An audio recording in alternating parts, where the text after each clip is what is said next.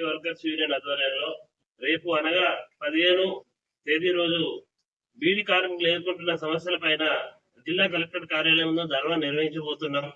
ఈ ధర్నాలో జిల్లా వ్యాప్తంగా ఉన్నటువంటి బీడీ కార్మికులందరూ పాల్గొని విజయవంతం చేయాలని తెలంగాణ ప్రగతిశీల బీడీ వర్కర్స్ యూనియన్ జిల్లా కమిటీ పిలుపునిస్తున్నాం.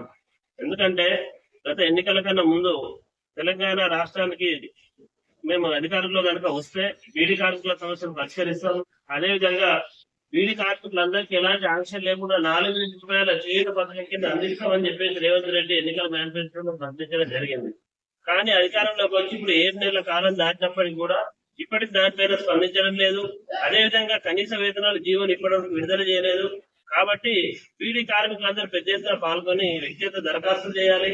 అదేవిధంగా ధర్నాలో పాల్గొనాలి. కలెక్టర్ ద్వారా మనం ముఖ్యమంత్రికి దరఖాస్తులు పంపించే కార్యక్రమం రేపు ఉంటుంది. కాబట్టి జిల్లాలో ఉన్నటువంటి బీడీ కార్మికులందరూ బీడీ పరిశ్రమలో పనిచేస్తున్న అన్ని రంగాల కార్మికులందరూ కూడా పాల్గొని ధర్నాన్ని విజయవంతం చేయాలని చెప్పేసి పిలుపునిస్తున్నాం.